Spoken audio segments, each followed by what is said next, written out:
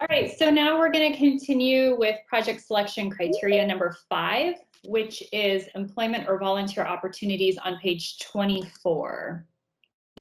So this criterion is to encourage employment or volunteer opportunities for the residents and or core members and have them be able to take a part in your project.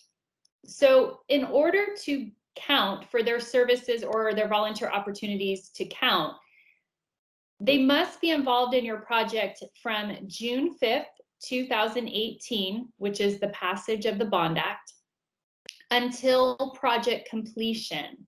So not after the project is complete. So very important to note there, because that is one of the common things that we saw in round 3. So want to point that out. Just make sure you highlight or underline or make note that the opportunities need to occur from June 5th, 2018 until project completion, but not after project completion. So what types of opportunities are we talking about? So they can happen during any phase of the project between the dates I just mentioned, meaning they can happen during the planning stage, your community-based planning stage, your design, your acquisition and or construction phase. And then again, it stops once you are done in completing and constructing your project. So some of the different activities could be youth leadership. It could be a beautification project like landscaping, or a public art project like maybe some art tiles that you're going to install at your project site for a seat wall, or workforce development opportunities.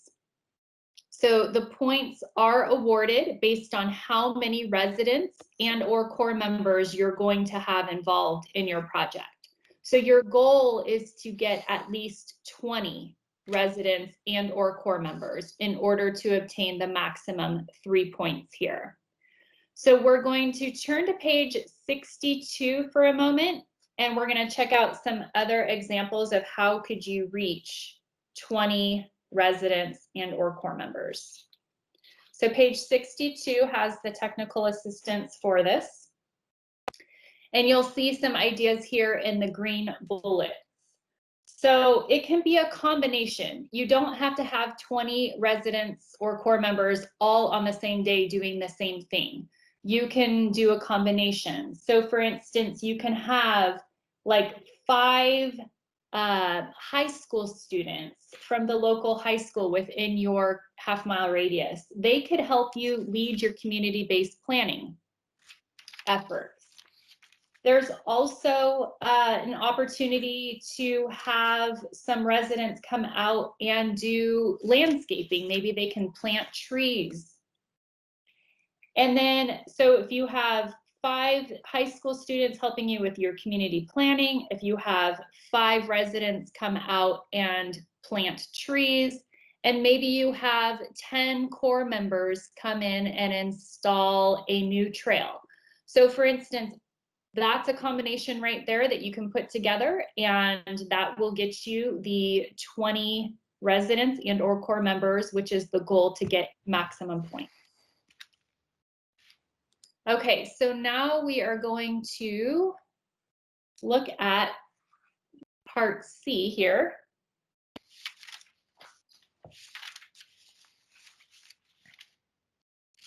Which is back on page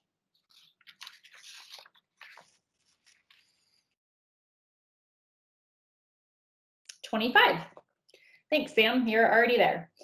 Okay, so now we are looking at the conservation review process, the core consultation.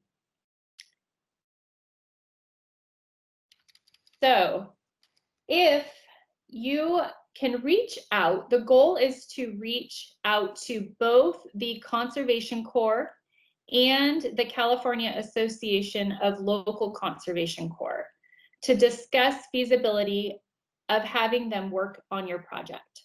If they say it's feasible to work on your project and you agree to hire them, 3 points will be awarded for Part C. If they say it's not feasible for them to work on your project, you will still be awarded the 3 points for going through the consultation process. Richard's going to talk a little bit more about the consultation process and the forms to fill out. It's one of the checklist items, number 15, so we'll get into that a little bit later. But just to bring it to your attention that you're going to want to reach out to both of these groups no later than November, but the sooner the better. And you may be wondering if you already made contact with them for your round 3 project. You do need to go back to both organizations and go through the consultation process again. And that's because the circumstances may have changed since you've reached out to them under round 3. There are new forms to fill out. And again, the circumstances may have changed. They may have been, able and willing to help out with your project back in round 3, but perhaps things have changed on their end and they no longer, say it's feasible to help you. So you will need to go back through the process again. Okay, and so basically if you go through this consultation process and you agree to use them, you will be awarded the 3 points. One of the other things that we ask is that you get a cost estimate from the Corps. So the best way to do that is to have the Corps identify the estimated number of crew members needed to complete the scope of work that you guys are agreeing upon, and then estimate the number of hours it will take and their going salary or hourly rate. So with those things, the Corps will be able to provide you a cost estimate for the work that you are having them work on your project. Okay, so that wraps up criteria number 5, and then we'll move on to number 6, and then we'll take another 5-minute break. Okay, so criteria number 6 is on page 26 of your guide.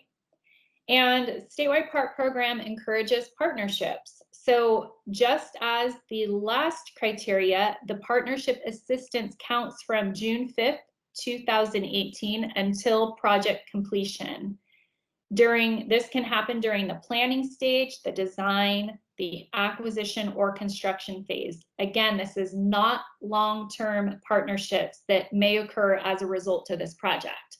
While that's great, what we are looking at for the purposes of this program is to make sure that those partnership assistance counts only from June 5th until project completion. So that's all you're going to want to talk about when you're providing your response for this criteria, not long-term partnerships after project completion. So your participants are encouraged to partner with at least one health organization. You might be wondering, what does that mean? So let's turn to page 63 really quick, and we'll go over the very, very broad definition of health organization. So right here in the middle of your page, the definition of a health organization means a government, foundation, or community-based organization or private entity with the primary mission of promoting community design principles such as supporting physical activity, active transportation, social and mental wellness, nutrition, housing-related anti-displacement strategies, and thriving environments. So it's very, very broadly defined. And if you don't know where to start, there's some ideas in the paragraph right below. So you might, if you already have an existing partnership, you're free to use that organization or that entity, but make sure that they are doing something within that time frame that I mentioned. If you need to form a new partnership, we have some examples here with the health sector. Actually, you can reach out to your local health departments, maybe a local health clinic in your area or hospital. There's even nonprofit organizations out there that are health advocates. And so, and even maybe some insurance companies in your area. So those are some ideas of reaching out and see how can they be an assistance for you for your project.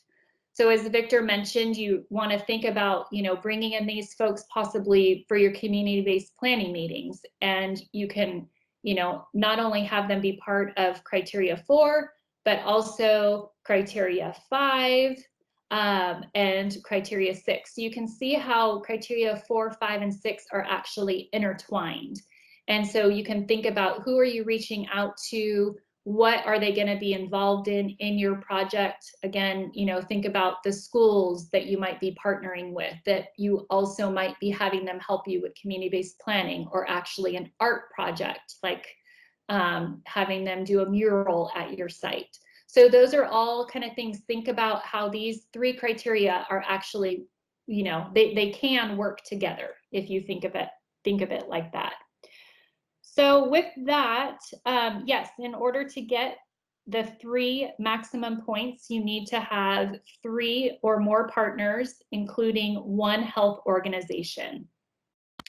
So if you, I'm going to ask Victor if there's any questions that came in through the chat. And if so, Victor, is there anything in the chat before we go to break? Yeah, a few questions, really interesting question, and then we'll break.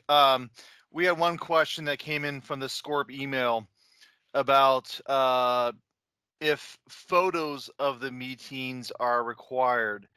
When we get to page 49, application checklist item number 12, that's where photos of the project site are required. That's still a requirement, but photos of your community-based planning meetings were always preferred, but optional. So there's no requirement to have photos of your community-based planning meetings. And definitely if you're going to use webinars, online meetings instead of in person, that won't work. But the question, this is the first time out of 8 webinars, like about, I don't know, 600 people, we've had this question. It's a great question.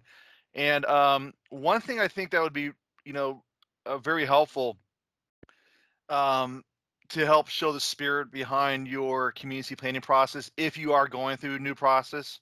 Again, it's not required if you were solid in round 3 and you're preparing to apply for the same site and same scope. But if you are going through the community-based planning process for round 4, one idea I just came up with to answer that question is you could always take photos of your outreach team.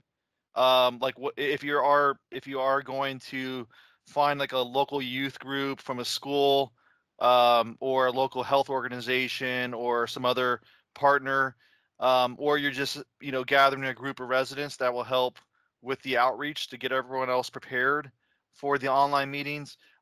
Take a picture of that group of your partners that are helping with this process. We saw some applicants that did that in the prior round, and I thought that was a nice touch. So that's one way you can provide some photos to show the heart and soul behind your proposal. So great question. Thank you for that question. The second question is going back to criteria number 1 and 2.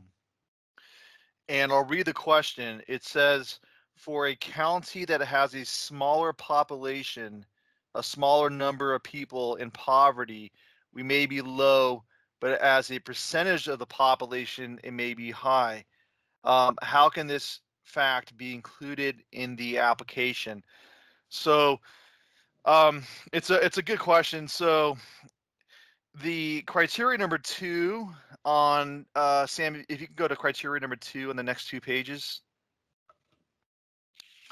Criteria number 2A, which looks at the median household income, and criteria number 2B, which looks at number of people below poverty, actually helps. It attempts to help balance some of the, in many rural areas can have a strong advantage in median household income compared to areas like the Bay Area, where there may be a higher number of people below poverty, but incomes are higher. So it's a balanced approach here, where you could have in a rural area a lower income, but also a lower number of people below poverty. So again, if you look at the under the scoring boxes for criteria 1 and 2, it says a community's challenges beyond the number of people living in poverty can be further explained in criterion 9A on page 31. So we will cover criteria 9A. Richard will cover it after our break. It should be in about 10 minutes or so. And that's your place to explain the need for the project that is not covered by criteria number 1 and number 2. So great question. Okay, and that's it.